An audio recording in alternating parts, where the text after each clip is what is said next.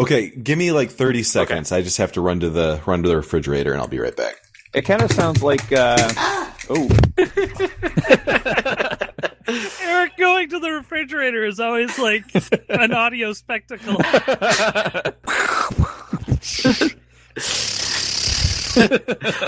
the beachhead! Charlie's coming up on us fast! Charlie, don't serve! I love the smell of napalm in the morning! Smells like victory! You're not dying on me, Johnny! You're not dying! Birds on a wire! Birds on a wire! We're all going home! We're all going home! What's your favorite scary movie?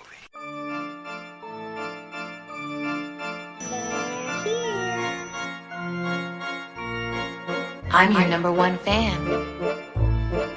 We all go a little mad sometimes. Whatever you do, don't fall asleep. They're coming to get you, Barbara.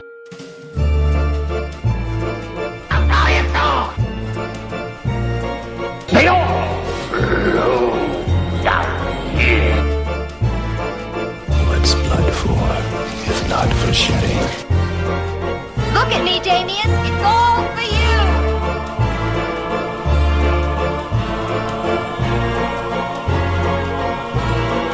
Here's Johnny! Hello, everyone, and welcome to John Hates Movies, the movie review podcast where my friends prevent me from getting stabbed through with a crowbar and spontaneously resurrecting for the final act, and instead force me to watch movies. That's so oddly specific. This week we have with us Eric Largent. I'm young. We have Jamie Donaldson. You cannot punch ectoplasm. And we have James Barrup. We're the people that live in your walls. Okay. And I am your host, Jonathan Barrup. This week, we have a very special treat. It is our final Spooktober episode. We are reviewing the movie Housebound. Yeah, Housebound. That's it right. was a movie That's right. I watched last night. It is the movie that defines for a generation that the only thing scarier than a Teddy Ruxpin is a knockoff Teddy Ruxpin. Agreed. And for those of you who like to follow along at home and have not actually watched this movie yet, I'm going to ask that you go ahead and temporarily stop this podcast. Don't want to scare you. Don't do it! Don't do Don't it! ever tell them to stop the podcast. Well, just temporarily and watch this movie because this is going to be a very heavy spoilerific review. It's already been kind of spoiled Yeah, for I know. you I think already. we already did a little bit of Yeah, a little spoilering. bit of spoiling, but there are a lot of twists and turns that this movie takes that are pretty fucking fun, and you don't want to miss being exposed to them through the movie. John, you're forgetting the most important part. Now that they've started listening, they have to listen to the entire thing, or they will die. Or they can share it with 3 of their friends. That is true. That is true. But you know what? If you stop listening to it and you get a phone call from one of us in the middle of the night, well, we're just really lonely. 3 days. It's been 3 days since I've touched another human being. What are you up It's probably to? Colin calling to ask you up. If you get a call from me in the middle of the night, don't tell my wife. What clothes are you wearing, if any? Are All you of wearing them. any clothes? I'm wearing clothes. How about you? Yeah, see, I'm no good at crazy sexy talk, but I'm great at unnerving spooky talk. So if you ever want unnerving spooky talk, just drop me a line. More than happy to oblige. So Housebound. I was a little surprised that this was not rated because this is a solid R movie for me. Mhm. It's a troubled young woman is convicted of petty crimes and placed under house arrest in the home of her strange family and a bunch of evil spirits. Okay. Starring Morgana O'Reilly, Rima Tiwadia, and Glenn Paul Waru. directed by Gerard Johnstone. It is a New Zealand film, New Zealand horror. Everybody talks like New Zealanders. Like Peter Jackson. I'd like to stab her with my pulled sword. We're not swearwolves, we're werewolves. Sorry, that's a fantastic other New Zealand movie that you need to see.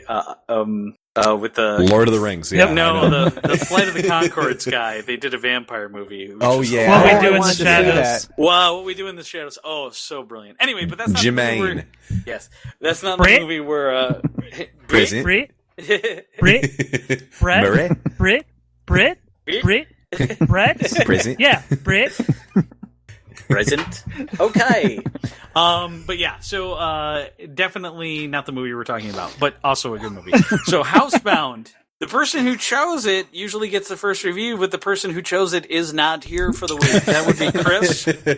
Yeah, Chris died again this week. Yeah. I don't, you know. Apparently this movie was too scary for him, and it stopped his heart. Happens to the That's best of all right. us. Yeah.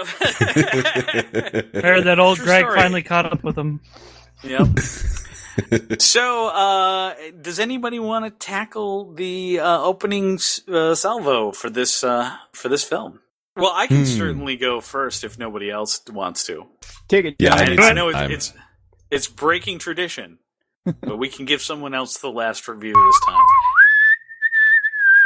Yes, it's creepy. So, Housebound. Oh man, did I love this film. First, the opening scene entirely sets the tone for me. When they're breaking into the ATM and the guy slams on the fucking ATM with that sledgehammer and it bounces back and pops him in the head and knocks him out cold. At that moment, I knew I was in for just a treat. This movie has a lot of good things that I love about the horror genre. It has just the right amount of violence. The violence that's in it serves a purpose. Some of it. I know, all of it. It's all grand. Well, okay. What about the cheese grater to the face? That was awesome! That was awesome! That cracked me up. If you're getting pinned down by a maniac and the only thing within reach is for a weapon is a cheese grater, perfect. That's fucking I've gross. always wanted to see that used. I prefer to call them battle bracers. Yeah. But I mean that was just hilarious to me. And that's what I like out of my violence. I like my violence to be funny. And that's what I prefer. It has a really great sense of humor. It had decent pacing, and more importantly, there were elements of it that were actually kind of creepy.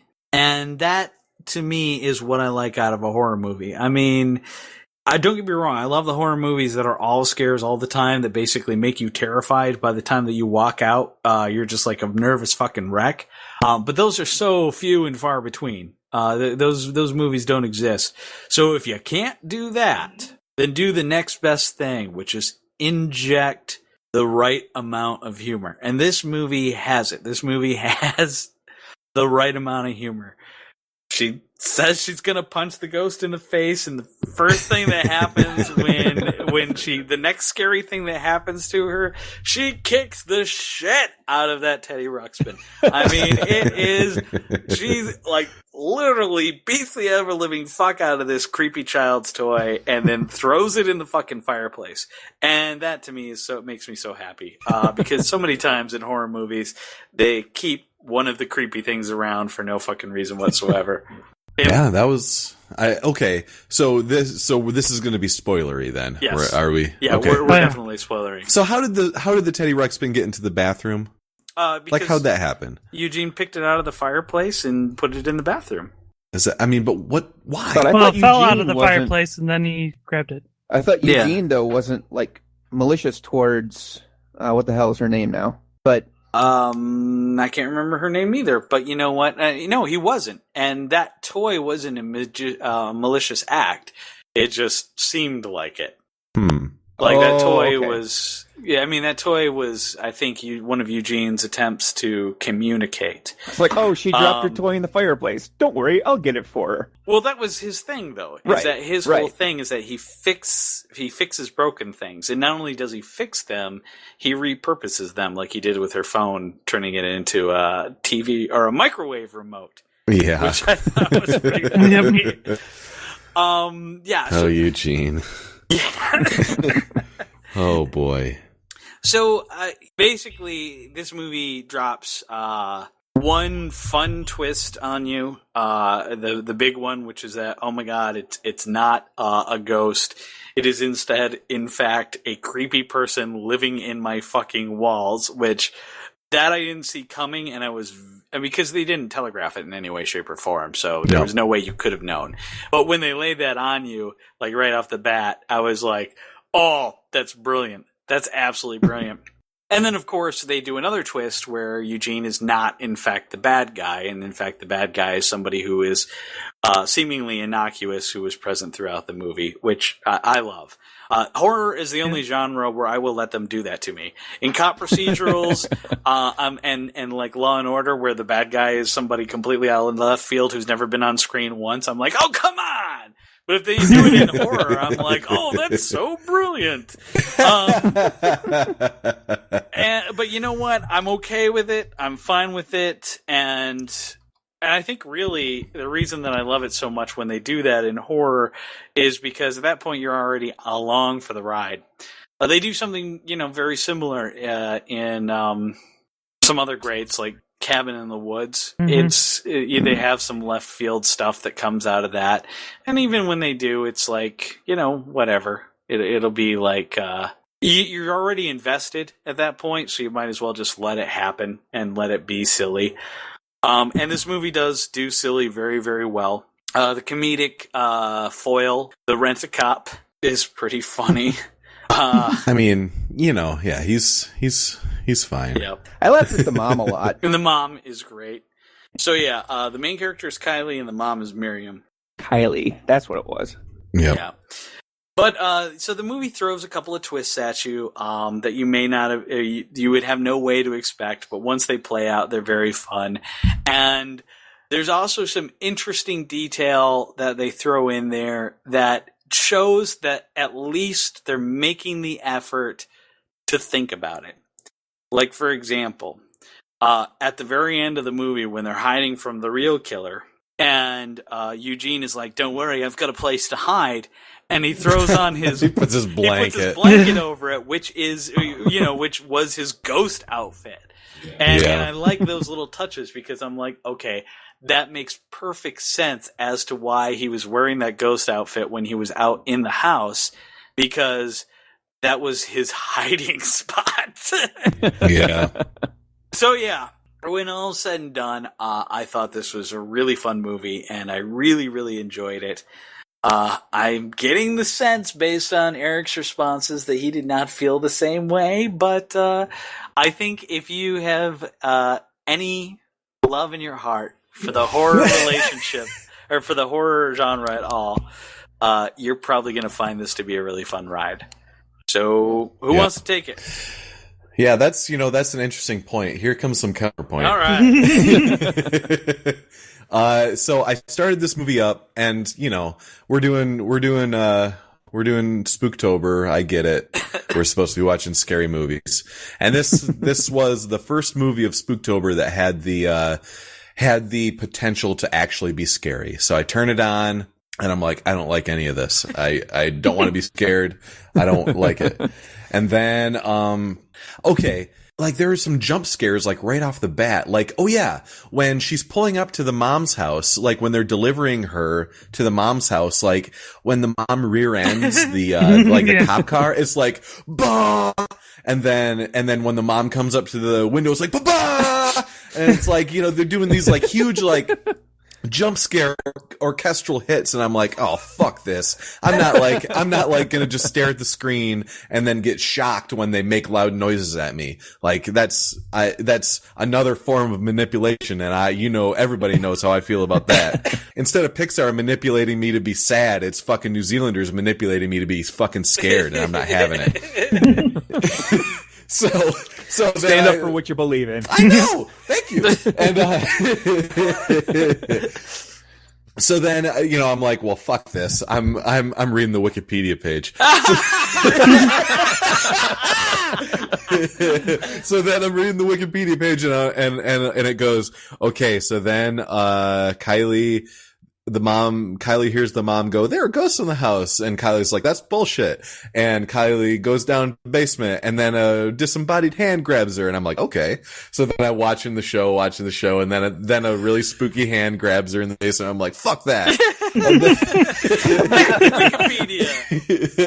Back to Wikipedia. And then I'm serious, and I kept reading. It's like, oh, then the rent-a-cop actually takes it seriously and sets up EMF readers all over the house. Okay. And then I'm watching all that, and then, whatever. Fucking ghost shit. And then I'm reading, and it's like, oh, and then there was this like bullshit murder that we're trying to solve to decide whether there's a ghost or not. So a dude that did a murder had a dental implant. Oh, the next door neighbor's creepy and he has a dental implant. Oh, we gotta go break into his place. And then they break into his place, and there are a bunch of jump scares there, and I'm like, fuck this. And then it turns out the dick that was trying to be a fucking therapist the whole time has dental implants. Like, oh no, people with dental implants are bad. And then True. True story. I've got all my teeth, so suck on that, everybody You're else. obviously not a murderer. Right. Well, okay. Thank you For now. tell the jury. No, but okay. So what I'm getting at is, this is what we have here is me watching this movie is like an atheist in church on Sunday morning. It's like you're sitting there, it's like, this is bullshit, and it scares me. Like, this is bullshit, and I can't believe that people are entertained by this. And I'm so not interested in this. And, so I'm just gonna I think I watched an episode of Epic Mealtime while this movie was on. I texted Alex a little bit while the movie was on. And then I did, another thing, where I was like, okay, so I'm not interested in horror movies, like not even a little bit. So what can I tell the boys about that they're not necessarily all that interested in either, but I love? Oh, shit. Sports playing in time. John, cue the music. Here it comes with your sports nation. Sports playing in time.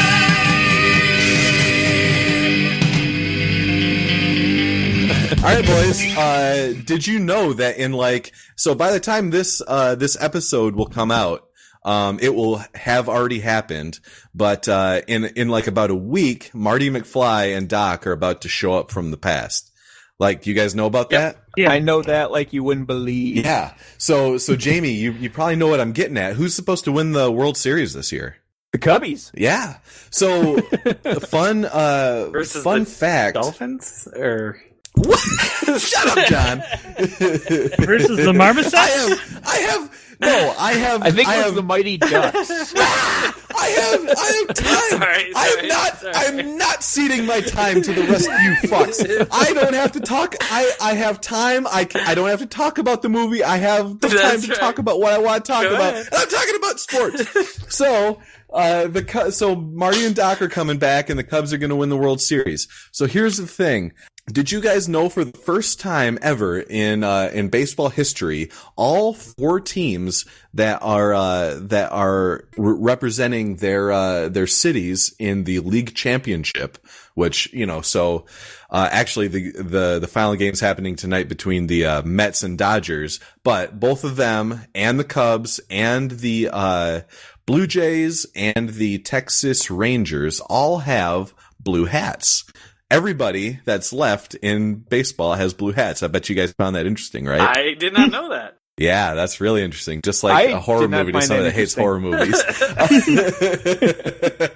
So Jamie, who do the Cubs beat in the World Series in 2015 according to Back to the Future?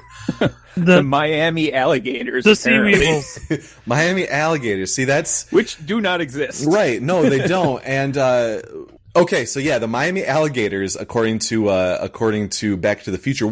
Jamie, what year was Back to the Future 2 made? Do you know? When was it made? Yeah, like what year did it come out? 80. It came out in 90. It was made in 89. Okay. So as of 1990, there were no professional baseball teams in Florida. But since then, we have been granted both the Tampa Bay Devil Rays, who are now the Tampa Bay Rays, and the Miami Marlins. But I forgot about the Marlins. Yes. Okay. But fun fact, back in 2003, the last time the Cubs were in the National League Championship Series before this year, the Cubs lost to the Miami Marlins in the National League Championship Series. Now, the one thing standing in the way of a pure Back to the Future World Series is, of course, that the Miami Marlins play in the National League with the Cubs, so they couldn't play each other in the World Series. But if it would have been cool if they played in the championship series. So anyway, guys, that's a little bit of sportsplanation for you. I'm on board. It involved Back to the Future. So back to your regularly scheduled talking about a bullshit fucking horror movie. Well, but yeah, you know what? I'm going over the top. Like I am. I'm playing it up a little bit because like this wasn't a bad movie. I don't enjoy jump scares. So like when I see that, I'm like, fuck it. But like the plot was good. Eugene, when like even after we kind of know that he's an okay guy, like seeing him still like freaked me out. Like, I don't know if it did that for everybody else. Yeah, me too. It was fine. It wasn't bad. I didn't hate it. Despite how that might have just sounded. But like the gore took a little bit of like a turn to the absurd right toward the end of the movie, which like, like talking about the electrified meat fork, would you? Yeah, I am. And like I mentioned it before, the fucking cheese grater to the face and like all of a sudden like the drying rack. The drying rack. Yes, and the corkscrew through the spinal column, and they're like trying to rip the corkscrew out to get their own weapon. Like that kind of cringy, gory kind of stuff. That wasn't all that fun either, but like I could see what they were doing by trying to keep it light. I don't find that funny, so it wasn't light for me. Mm-hmm. But like I can see where they're going. It's a fine movie. It's just not for me. Okay. So what Eric kind of did, it kind of reminds me of my brother Andrew when he did an RPG, when he played an RPG game. He always got the player's manual. So he basically Andrew'd this movie where he read the walkthrough as he was watching the movie. Yeah. So he knew all the bad guys and all the items that were coming up. Yeah. Before they happened. Well, like, so I did that with Babadook. That's the last scary movie we watched for this podcast. And oh yeah, there were a lot of points in this movie where I stared at the back of my hand. Like that's, I'm just not interested in like having crazy shit pop out at me on the screen. So, yeah, I looked at my hand during Babadook. I looked at the inside of my hat. I read Wikipedia, all that kind of stuff. But yeah, I'm just not in to get scared. Well, that's Eric, just not me. I just gotta say, I really appreciate you toughing it out and you making it all the way through Spooktober, because I know that this is a particularly hard time of year for you when it comes to the podcast. Round of applause. Yeah, Oh yeah, everybody no, give okay. Eric a Oh, round man, of thank you applause. so There much, you go. guys. You're so fucking generous. Yep. All right, so Jamie or James, who wants to follow up? Who wants to follow up that deconstruction of blue hats? I'd like to go. The atheist on Sunday morning. Now, see, the blue hat, that's blue because, time travel, Marty McFly, and the TARDIS is blue. Fuck that. So, Fuck Doctor boom, Who. mind blown. That's on. Like, is there a conspiracy? What you think? Could I be. don't know. Maybe. The answer might surprise you. Or will it? Oh, you even threw us some clickbait, you bastard. All the sports teams wore blue hats. What happened next? You'll never believe. And if that means the Cubs win the World Series, you're right. I would never believe it. Cubs win! Cubs win! Okay, yeah. Who's talking John's next? gonna be in Chicago for that shit. He's just gonna be stuck in traffic. No, dude. Be like, what the fuck's going on? It'll be the one time of the year he leaves the house and be like, I know I shouldn't have driven to town. What the fuck is this? I say that every time I go to town. All right, so who's next? I'll take a run at it. All right. All right. First thing I have in my notes here is, sorry, John, your one scary movie for Spooktober was too funny. Because I thought like all the other ones were funny, if not awful, but funny. But then this one is like, I was really expecting this one to be really creepy because you said you really wanted to get a scary one in here. It's like, okay, well, I hadn't heard anything about this. I knew absolutely nothing about it. I didn't know it was a New Zealand movie. I didn't know anything. So going in, I'm watching it with my wife, and it's starting to get kind of goofy and silly. And I noticed the accents right away. And I'm thinking, this suffer or benefit from what I call the Fargo syndrome, where it's a fairly serious story made humorous almost entirely by the accent. You know what I mean? Yeah, or just like the mini culture of the people that is being seen through. Yeah. Right, that Yeah. too. But it's like Fargo was just like twice as funny because of that stupid accent. Oh yeah. Oh yeah. And, oh yeah, totally. Oh yeah. So You're like, such a super lady. Oofta. Oh boy, the show is awesome too. By the way, I don't know if any of you guys have seen it, but oh my gosh, the show is so good. And the second season just started, and I've heard that it's even better than the first season. So Yep, I've heard the same. Anyway, very beginning with the sledgehammer ricocheting and knocking the guy. I would think that would kill the guy. I know, I would think so too. If I bring up a Krishu, but I would think that would kill the guy. Yes. Probably, but still, it was still funny. And then also stuck on a curb, and then she gives up. It's like, well, I'm fucked. Yeah. I don't know if that's the thing down in New Zealand. That's another issue is that the bank robbers didn't back into the parking spot so they could just pull straight out. She had to back out of her parking spot. Like that's like a rookie mistake, bank robbing. Well, obviously, I mean, these two were not the brightest. No, true. That's why Eric's the brains of everything. Yeah. Well, all of our bank heists. Anyway. Okay, there we go. Yep. Okay. The Windows 95 using dial-up. Yes. It made me pine for better days. They only seemed better. They seemed better. Hey, Jamie. Nostalgic. ASL. ASL? Yeah. American. The fuck, you never used to ASL? Jamie, ASL. I can't remember what ASL is. I feel so stupid. It's like ASL ? And it means it's you asking. Oh, age sex, and Location. age, sex, Oh, and right. location. Location. Yep. That's like 26 male right. near you. Yeah. That's some, Sorry, like I that's don't know. like I can't remember my WoW lingo. that's that's some old AOL chat room shit. Yeah. Oh yeah. Yeah. Yeah. Red Dragon Inn, baby. Represent. All right. But my wife actually made the point that with the sound, my wife says, like, there are kids that will never know what that is. Yeah, The sound. absolutely. They have There are a absolutely lot of no kids. idea what that is. The sound of the I modem. thought- Yeah. Yeah, I got like a Love that 7-year-old sound. nephew. It would scare the hell out of him. The bit with the tape recording that what's his name? Amos, I think. Yeah. The cop security guard guy, where he tape recorded it and he said, like, here, listen. And he played the whole thing, the whole scene that you just saw, but the recording, and nothing changed. That was brilliant, I thought. Yeah, I thought that was brilliant too. It's like, it was all about the comedic timing and everything of it. I was sitting there and I was hanging on the edge of my seat because I was expecting there to be like a "rah," or a, Right. "Oh, I'm coming to Something, get you," anything. But instead there was absolutely nothing, and I was like, "Oh, brilliant!" Yeah, I love that. Whoa, the bear freaked me out. Oh yeah.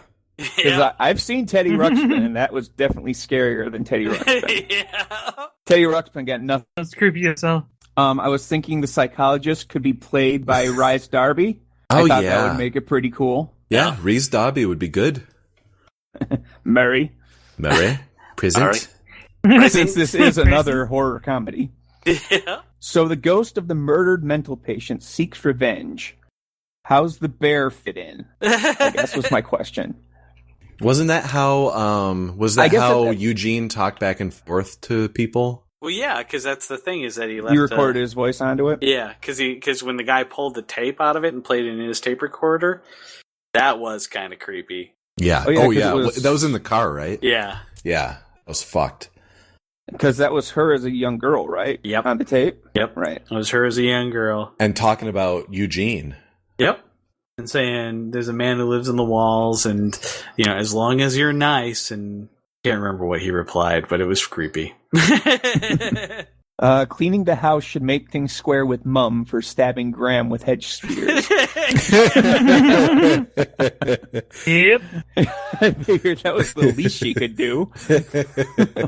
I liked the psychologist being dry racked to death. That was interesting. But I guess he didn't die. No, nobody dies in this except for the very end.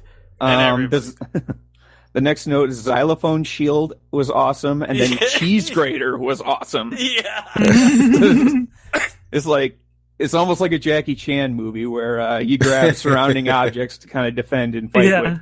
Even with an extreme shut-in, Eugene's raccoon eye makeup seemed a little extreme, and he looks like Zach Galifianakis He did. Yeah.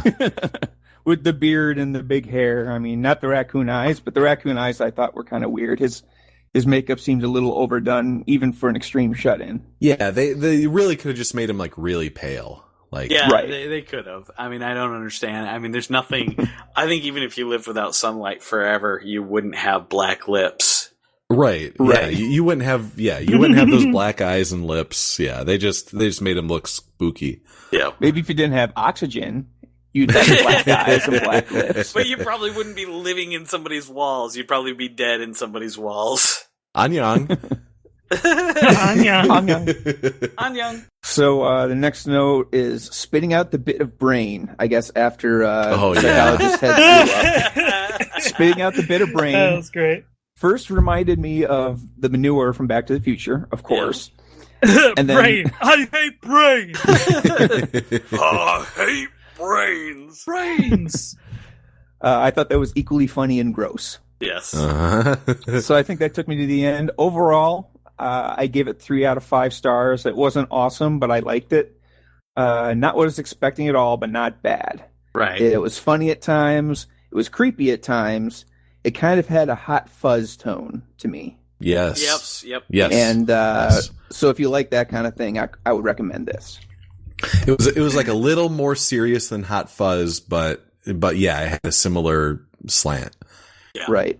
Maybe if this movie had like a Point Break reference or something. Yeah, but yeah. But otherwise, it was pretty good. I liked it. I agree with you, Jamie. I mean, I did really like this, and it certainly wasn't creepy as I wanted for the end of Spooktober. But Right. It's so hard to find those movies nowadays, and Netflix didn't really have much of a choice.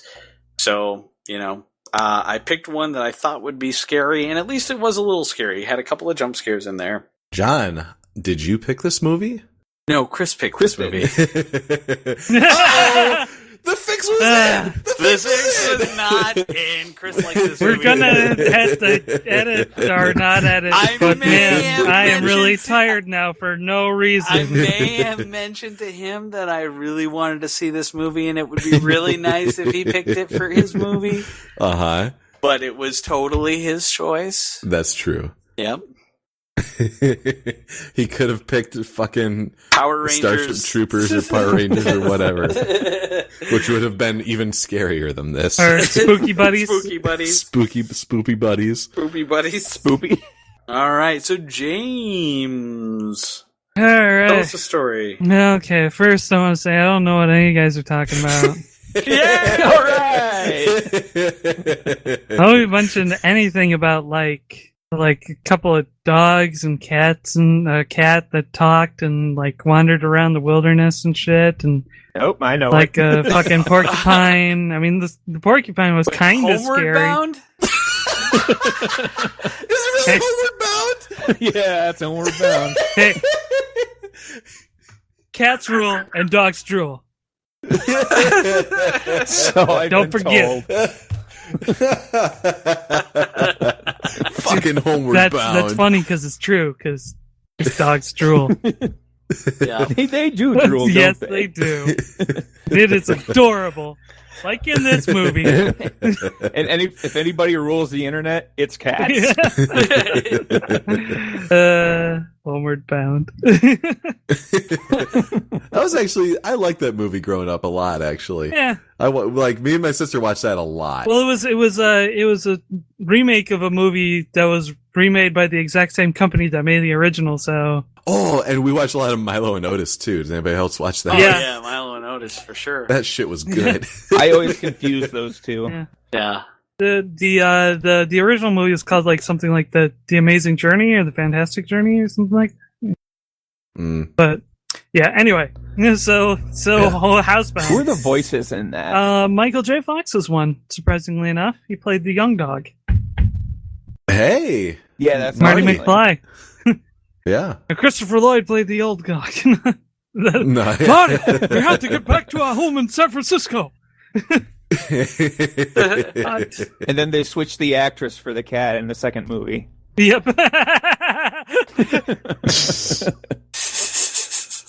That porcupine keeps on Which calling there me a is. chicken. So, James, do you have a real review, or what? We can just keep talking about Homeward Bound if you want. Or fucking Back to the Future, apparently. Listen, Everybody's Brad, got some Back to call the me Future anything takes you this want, week. just Hey, Back to the don't Future's call a me perfect chicken. movie. All right, so Housebound. Okay, so first off, I'll say that I really liked it. It was really good. Had a nice atmosphere. Very good Halloween movie. Not much to really say about this movie because, like, okay, first off, the premise is really cool. I like that idea because most of the time when there's like, oh, you got a haunted house, people aren't like, let's get the fuck out. People are like, but we got it for so low, all our money is tied up into it.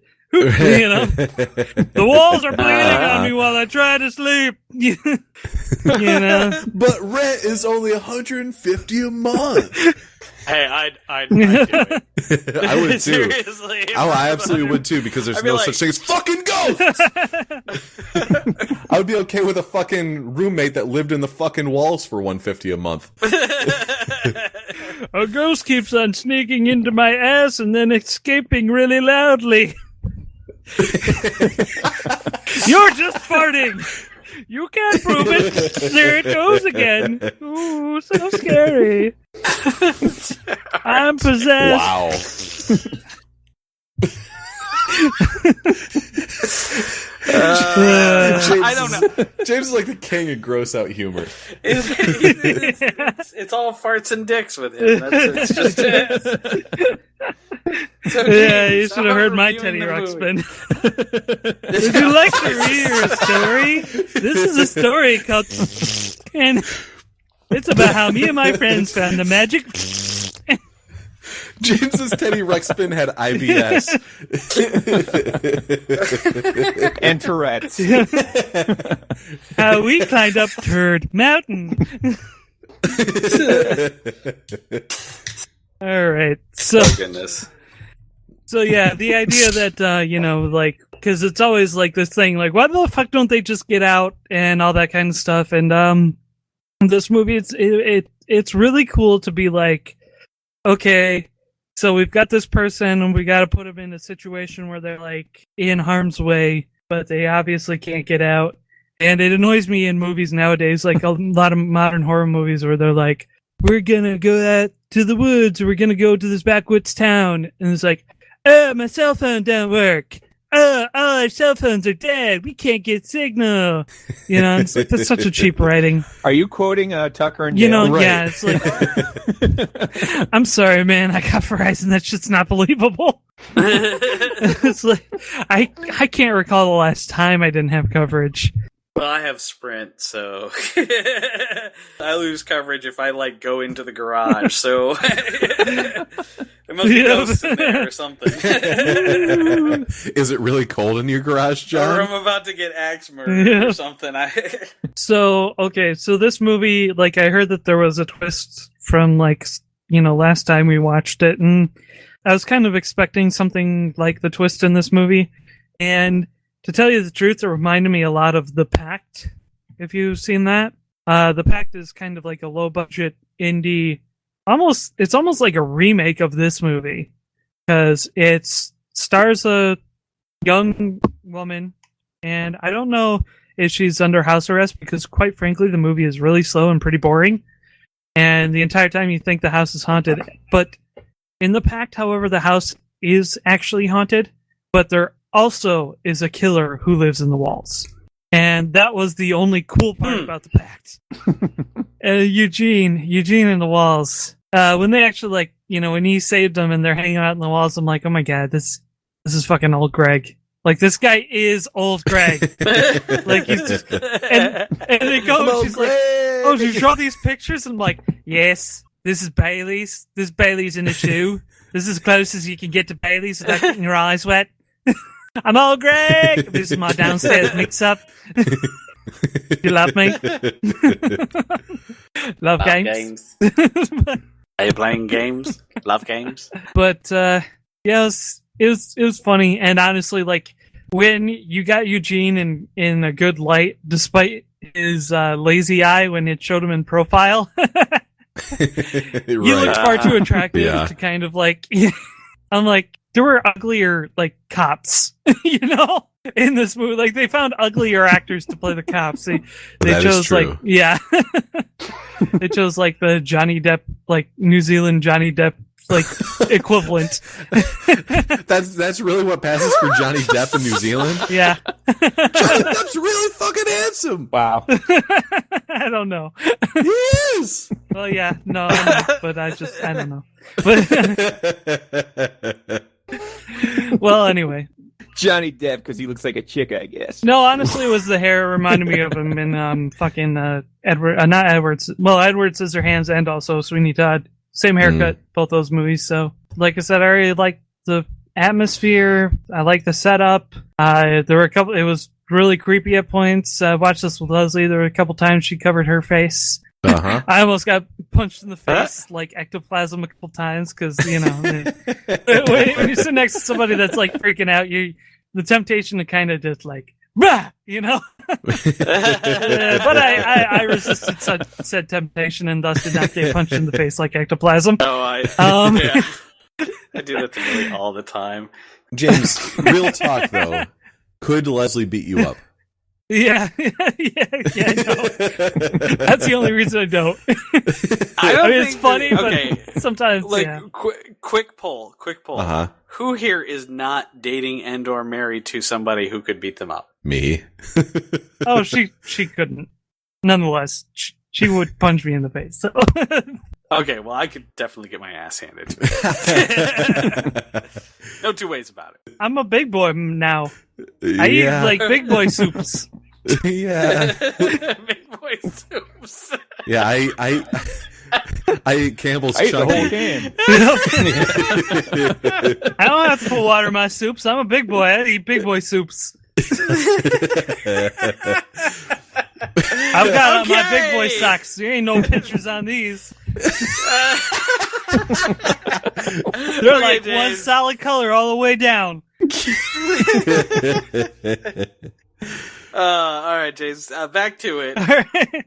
Well, anyway, The names. I like how they also found ways to kind of flip your expectations and kind of present the creepy stuff at times when she or you as a viewer would feel vulnerable, like when you're in the shower in the daytime and it's all like nice outside and you turn around and there's fucking burnt ass fucking robot talking to you in a fucking evil voice. You're ugly Transformers. I feel like that shit should have happened in that one fucking robot movie that we watched from Automata. That's some Automata shit. Yeah. I was a little confused a bit watching this movie, a little bit like I mean, I understood. Well, okay, there's a couple things. So there's this Eugene guy and he like escapes and he's been living in the walls since he was like 14 or something, 15. He's living in the neighbor's walls. Oh, and the neighbor's is like this like crazy halfway house for troubled children. And I knew the girl was like 14 when she died, but yet on the tape she sounded like she was like 5 or 6. The girl, the little 5 or 6 year old, was our heroine, and I've already forgotten her name again. Miriam, not Kylie. Miriam, Kylie. Yeah. Huh? But I don't think. Do we ever know the name of the girl that got killed? No, but we know it was Kylie because her mom makes specific mention. Well, I'm not the only one who, has a selective memory. You used to say all the time that you thought this place was haunted and that there were ghosts in this place. And she was talking about Eugene. So yeah, I missed that. Okay, a little bit of inference, but it goes a long way. yeah. No, there's a lot of little bit of inference that if you're not paying attention, will just kind of slip past you. So Yep. All right, that makes sense. And another thing that I like about this movie is the characterization is pretty good because had they not made the mom how she was, the daughter would have just been completely unlikable and just been like, God, why is she like this? She's just like completely abrasive in every way and so completely conceited and selfish and just destructive. But you see that actually, even though her mom isn't aggressive, she is just as selfish. And because she has like this really important call to make and she's on the phone just fucking gossiping and will not get off. Yeah. And there's just like a bunch of like stuff, and her mom, like when they leave and she's like, oh, that Maori guy, she starts spouting out this crazy racist shit with like no fucking self-awareness whatsoever. Yeah, I was just like, okay, well that's actually pretty good because like otherwise you'd be like, why the fuck did this person turn out this way? Right. Yeah. Yeah, Jess and I called the Kylie a bitch a couple times. And that's because she was being a bitch. Yeah, Oh yeah, I've got another issue. So this is a thing that a lot of movies and TV shows do, where they have a character that they want to make it look like they're drinking beer, but it's just a bottle with water in it, and everybody can tell that it's a beer bottle that has water in it. They did that in this movie with a clear fucking beer bottle. Well, no, it was a green beer bottle. I swear to God, they had one shot in there where she was drinking out of a clear beer bottle, water out of a clear. Yeah. So yeah, not good. Like nobody believes that there's actually beer in that. Come on, step your game up. Yeah. At least get a fucking ginger ale. I mean, come on. That's true. Right. That's Yeah. a good one. Yeah. Ginger Let's ale. Even get apple some, get juice some would root be beer. passable. Apple juice? Something. Root beer? Yeah. Get root beer, fucking ginger ale, or Get some apple cider juice. or whatever. Yeah. Get some apple juice. Put some fucking iced tea. Well, a root beer would be like a stout. Yeah. Just iced drink tea. beer. I like iced tea. Just drink some fucking beer. iced tea in the liquor bottle and make it look like you're drinking whiskey out of it. But it's just iced tea in there. Yeah. So you're telling me that it's iced So tea? in here. So you're telling me that it's just iced tea in the whiskey bottle the whole time? Okay. All right. Come on. All right, James, have you got anything else about Housebound? Because I think we're really kind of falling off track here. So That's it. Yeah, I just broke into an iced tea. It's fucking great. Yeah, I really like this movie. Okay, well, I'll take it. So, ladies and gentlemen, we are going to take a short break, and when we are back, it is going to be time for the game. And you're really going to want to hear this one, because I have no idea what it is. The Smiling Man, credited to Blue Tidal. About 5 years ago, I lived downtown in a major city in the U.S. I've always been a night person, so I would often find myself bored after my roommate, who was decidedly not a night person, went to sleep. To pass the time, I used to go out for long walks and spend that time thinking. I spent 4 years like that, walking alone at night, and never once had a reason to feel afraid. I always used to joke with my roommate that even the drug dealers in the city were polite, but all of that changed in just a few minutes of one evening. It was a Wednesday, somewhere between 1 and 2 in the morning, and I was walking near a police-patrolled park quite a ways from my apartment. It was a quiet night, even for a weeknight, with very little traffic and almost no one on foot. The park, as it was most nights, was completely empty. I turned down a short side street in order to loop back to my apartment when I first noticed him. At the far end of the street, on my side, was the silhouette of a man, dancing. It was a strange dance, similar to a waltz, but he finished each box with an odd forward stride. I guess you could say he was dance-walking, heading straight for me. Deciding he was probably drunk, I stepped as close as I could to the road to give him the majority of the sidewalk to pass me by. The closer he got, the more I realized how gracefully he was moving. He was very tall and lanky, and wearing an old suit. He danced closer still until I could make out his face. His eyes were open wide and wild, head tilted back slightly, looking off at the sky. His mouth was formed in a painfully wide cartoon of a smile. Between the eyes and the smile, I decided to cross the street before he danced any closer. I took my eyes off him to cross the empty street. As I reached the other side, I glanced back and then stopped dead in my tracks. He had stopped dancing and was standing with one foot in the street, perfectly parallel to me. He was facing me, but still looking skyward, smile still wide on his lips. I was completely and utterly unnerved by this. I started walking again, but kept my eyes on the man.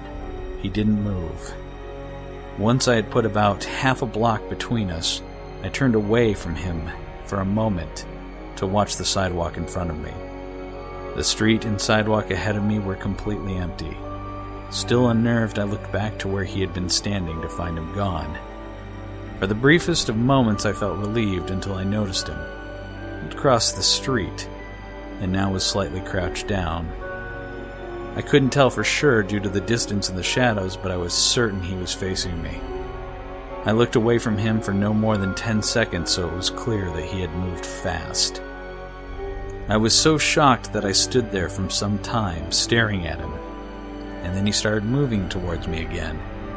He took giant, exaggerated, tiptoed steps as if he was a cartoon character sneaking up on someone, except he was moving very quickly.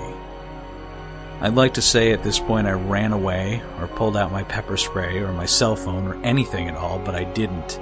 I just stood there, completely frozen as the smiling man crept towards me. And then he stopped again, about a car length away from me.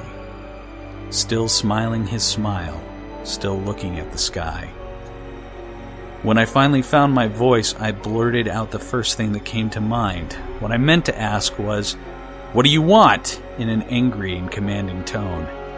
What came out was a whimper. What?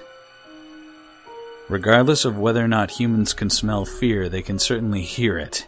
I heard it in my own voice, and that only made me more afraid. But he didn't react to it at all. He just stood there, smiling. And then, after what felt like forever, he turned around very slowly and started dance-walking away. Just like that. Not wanting to turn my back to him again, I just watched him go, until he was far enough away to almost be out of sight. And then I realized something. He wasn't moving away anymore, nor was he dancing. I watched in horror as the distant shape of him grew larger and larger. He was coming back my way, and this time he was running. I ran too. I ran until I was off the side road and back onto a better lit road with sparse traffic. Looking behind me then, he was nowhere to be found. The rest of the way home, I kept glancing over my shoulder, always expecting to see his stupid smile, but he was never there. I lived in that city for 6 months after that night, and I never went out for another walk. There was something about his face that always haunted me. He didn't look drunk. He didn't look high. He looked completely and utterly insane. And that's a very, very scary thing to see.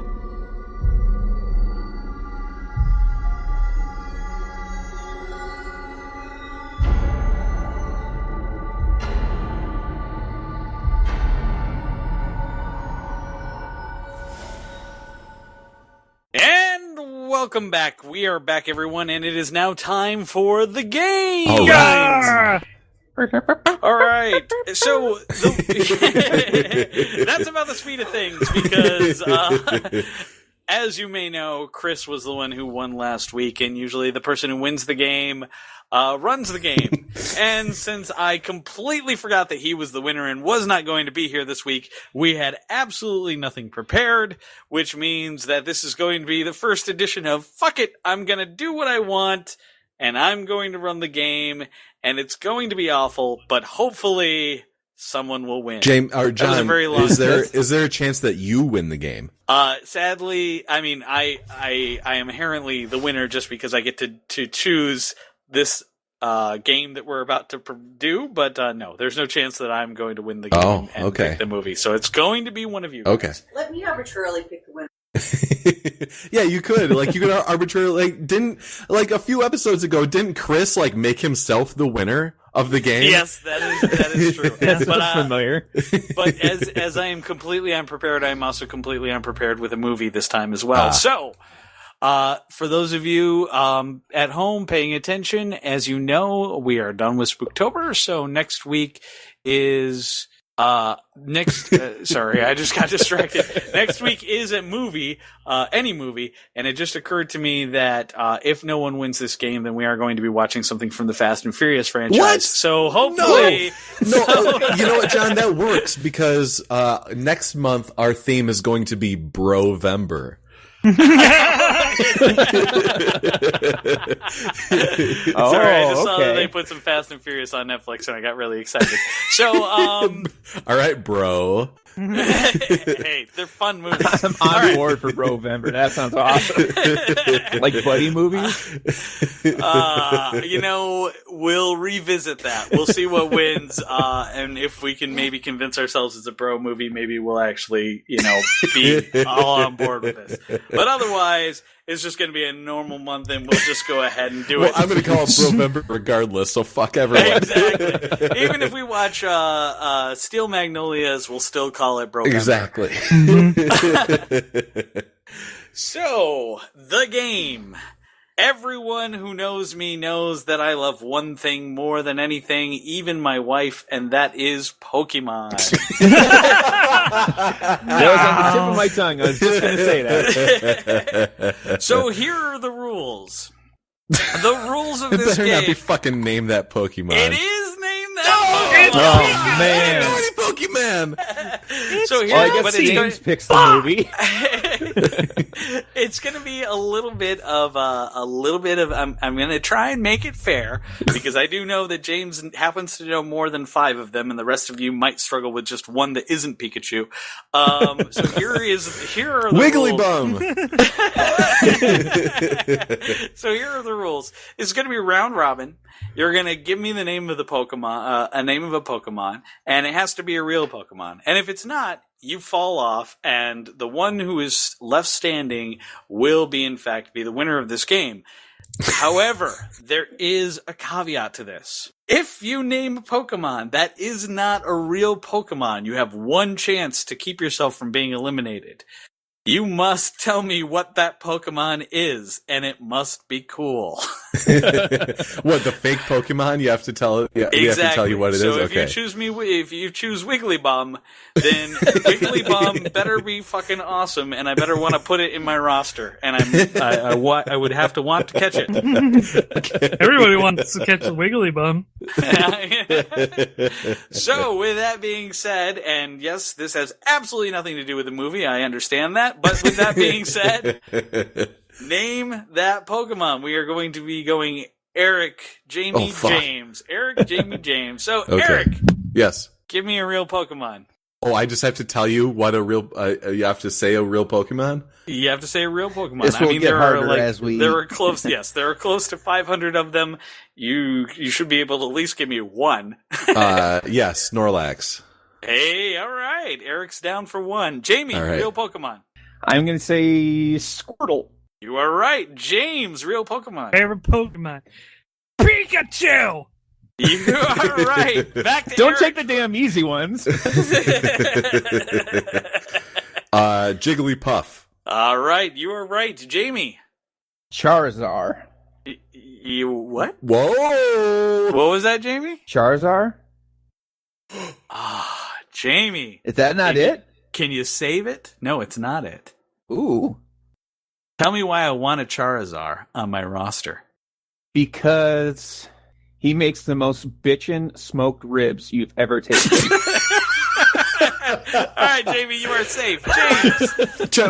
Well, to like wrap it up, Charizard has a D at the end of it. Oh, That's- shit. Are you kidding And me? it's Charizard. Charizard? Yes. No, it's Charizard. Yeah. With All a right. D. You're right. But Charizard I want on my team because he makes the most bitchin' ribs. James. Charmander. You are right. Eric. Oh, man. Polyrath. You are right. Yeah. Jamie. I'm in trouble.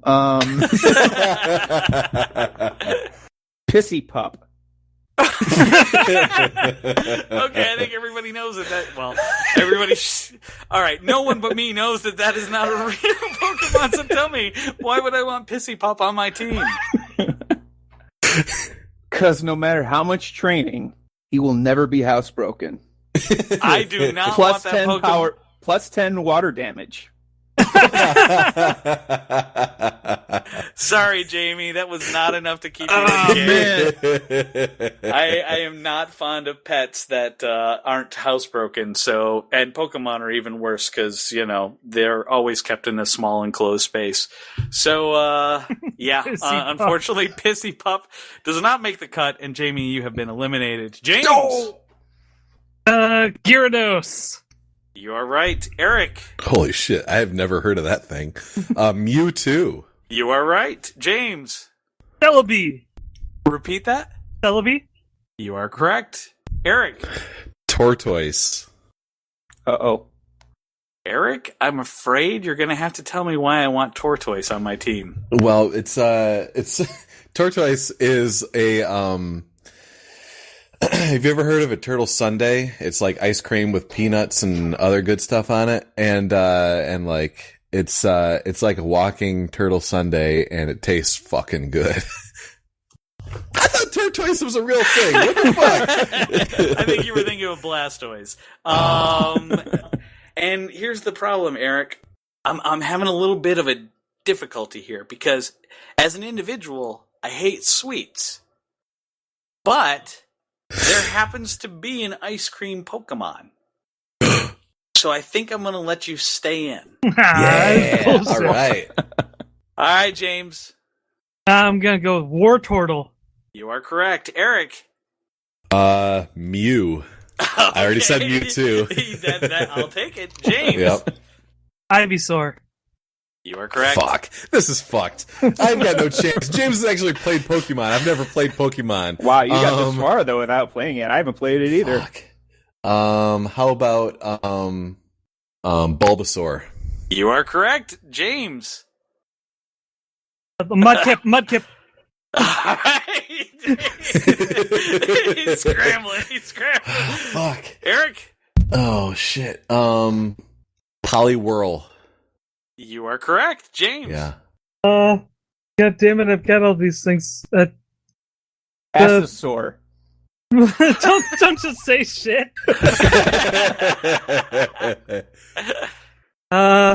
Basiltor. Tell me why I want an Asseltor on No, my team. not Asseltor. Basiltor. Okay, Basil. tell me why I want a Basiltor on my team. Because he looks like a basset hound, but when you get close, he turns into a fucking raptor. He spits acid and he kicks ass. I'll take it because I love basset hounds. Eric. Yes. Is that your Pokemon? Yes? No, it's not my Pokemon. Is that your final answer? Oh shit. Okay. Has somebody already said Snorlax? Yes, you did. You did. I believe that it was was your you. first one. Was it really? Yeah. Okay, then my other one is going to be fuck. I think I'm exhausted of Pokemon. I don't know anymore. Just make one up so you can lose. And looking around the room. No. Mike.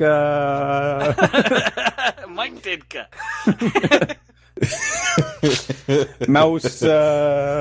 I'm still just trying to think of a real one. Like I know I've heard of more, but I just can't think of them. What's a ridiculous animal that might have a Pokemon named after it?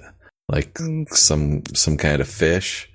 So, yeah, there's a Pokemon called Fishy Lash, and it's a fucking fish that has a whip. No, I'm sorry. I don't want Fishy Lash on my team, Eric. So, James, as predicted, you are the winner. Tell us, what are we watching? Oh, man. That's not fair. James should have had to go first. Exactly. Oh, well. He knows more Pokemon. I know, but I figured I'd let you go first so you could get the easy ones out of the way, like Pikachu and stuff like that. Whatever.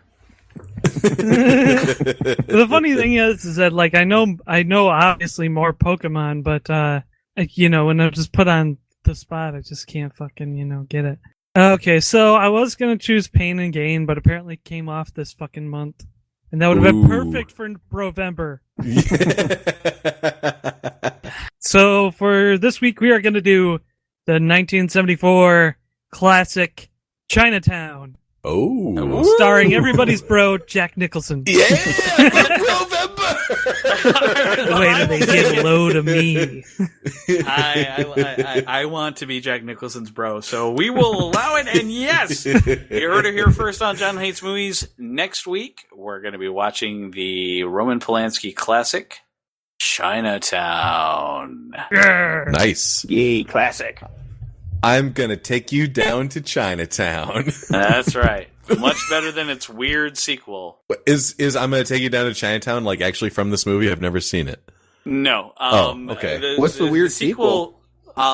Is it Less Than Jake or Less Than Jake? That's a ska band. Oh, we're bringing it back to ska. Okay. Is the sequel the Mighty Mighty Boss Tones? You know what? Is the sequel the specials? Okay, so it's not Less Than Jake. It's the Two Jakes or something. I don't know, but it's not Less Than Jake. Damn it! Ska. Good night, everybody. Good night. And yes, it was the Two Jakes. A great big thank you to our staff graphic artist, Tabby Walters, the Weekly Cast, and our listeners. You can listen to our podcast on iTunes, the Stitcher app, through YouTube, or directly on our website. Feel free to send us a movie review suggestion. Every third episode is Listener Appreciation, where we choose from your suggestions. You can reach us through social media, either by liking our Facebook page, John Hates Movies YouTube channel, or following our Twitter at John Hates Movies. Our music was composed by Kevin MacLeod. You can find this track and many more on his website, Incompetech.com. Thanks for listening, and tune in next week to hear someone say, I'm surprised you didn't choose Magikarp. I thought that's where you're going with your fish thing. Magikarp? That's a name? Yeah, Magikarp turns into Gyarados. Obviously. Those are a lot of words that I don't understand. Yeah.